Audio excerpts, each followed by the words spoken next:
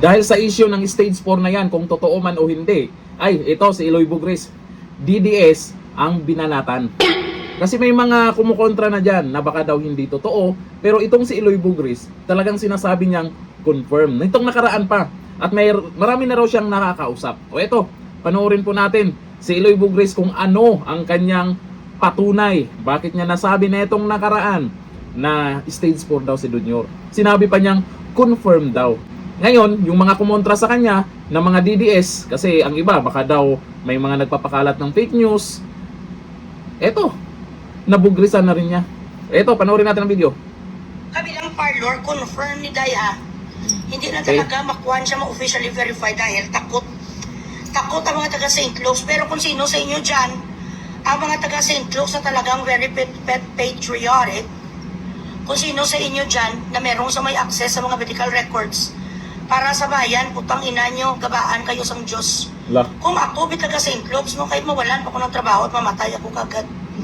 Kahit ishoot ko, pag makita, may chance ko nga makuha sa medical records nito, para madala sa Supreme Court at mapakita nga unfit to work ni isang pangag ni nga kwan.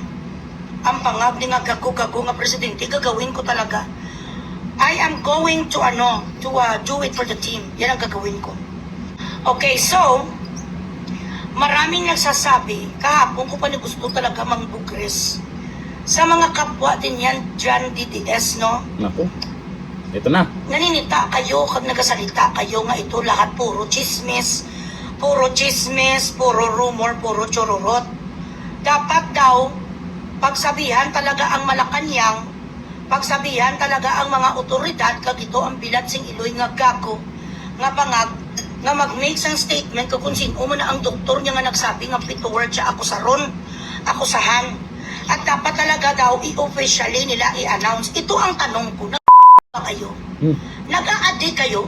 Sino bilat sing Iloy sa Malacanang ang aamin? May magnanakaw, hold upper nga nag-aamin sang kasalanan, putang ina. Sino sa kanila ang mag-aamin sa totoong sitwasyon? Sang bilat sing Iloy ni sang gago nga presidente ni si Einstein?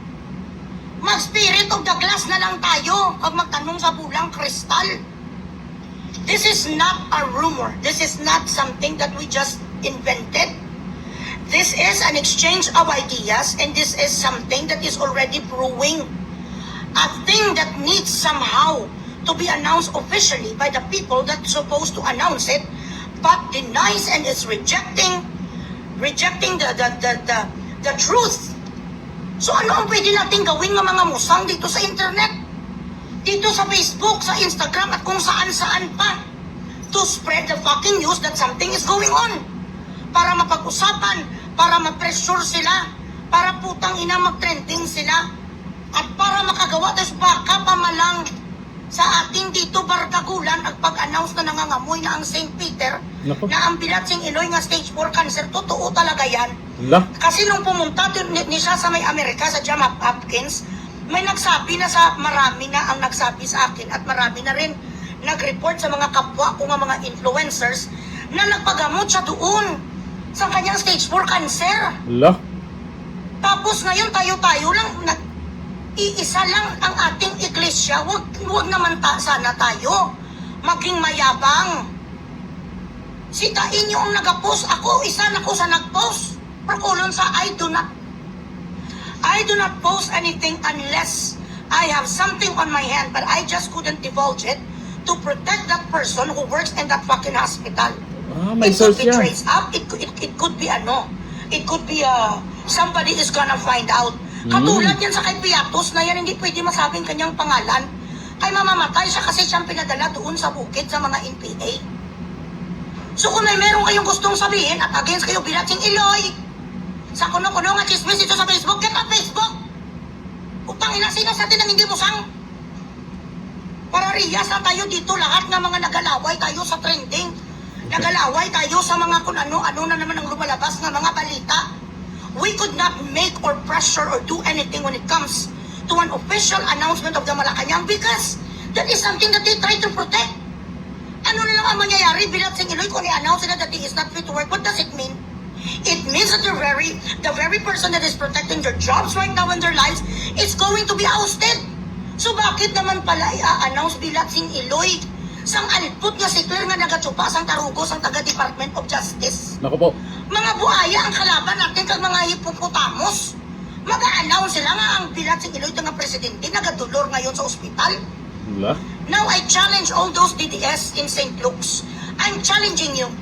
Kung totoo talaga kayo nga full-blooded kayo nga mga DDS, ang mga putang ina nyo, pagkatapos tayong ninakawan ng karumal-dumal nisang mga sapat, nga di puta nga blood control, kahit isa lang kaamo na sa telepono nyo, maraming paraan kung gusto. Maraming dahilan kung ayaw. Kasi ginasabihan na tayo dito sa mga gwapa-gwapa, nga puro chismis, do you have any brilliant idea? Kung paano mo mapagsalita ang mga iyo di puta nga mga taga Malacanang? Wala kayo ganito nagawa, ganito sang gimpangkisa, kamo to sang kwatkom. Gusto mo lang kamo to mag-iyak kag magwawaw. Wala. Hindi nyo ganyan nasupalpal ang bilat sing Iloy ni nga manyak nga si Abante. Wala, abante daw. Di puta ako kwatkom. Sita-sitaon ko ni sa mga patay huya that I fucking speak proper English than them. And I have wider vocabulary than them. Wala. Amo-amuhon ko ni sa mga kagaya ni sang alpot ni nga si Dan Fernandez. Ang bilat sing Iloy ning squatter nga si Kimbaw. Ang baho putay nga si Kimbaw nga libak mata. Ang gago nga manyakol nga gasyaon nga gago nga si Abante nga pastor. Nga di mo nito sita-sitaon ko sa quadcom hindi ko yung magibi. Bilat sing Iloy, nung gimpanggisa ka mo to gani sa quadcom wala naman kamo nagawa. Gusto mo lang kamo magibi-ibi nga daw mga tutoy. Mr. Chairman, Mr. Chair, iyok ta. Pag ako ginamulang pusan ko sa sang chair. Wala, tapang Hindi nga. puta, dapat sana tayo no, nga isa tayo ka pananampalataya, pala tinatawag tayong kulto. Isa tayo kay iglesia, we do not fucking pull our fucking kumpadre or kumadre for that matter down. Kung may mga hindi kayo gusto sa mga nangyayari, tahimik na lang kayo. Bilat sing Iloy, kapwa nyo nga nagalapi for Duterte, bilat sing Iloy, bigyan nyo sang ano, bigyan nyo sang mga komento na hindi maganda. Bago kayo mag-post na para sa inyo chismis nga may stage 4 cancer nisa, bigay kayo sang suwestyon kung paano kukuning alpot na si Claire kag mga taga Malacanang. Oh, ano sa tingin nyo? Totoo nga ba talaga itong sinasabi ni Iloy Bugris? Talagang gusto niyang sabihin dito na confirm daw talaga. May iba kasi na nagsasabing baka ano lang yan, baka chismis lang, baka hindi naman totoo yan. Wala naman kasing pruweba. Pero dito sa pinagsasabi po ni Iloy Bugris ay mukhang meron siyang source kung saan niya nalaman ito.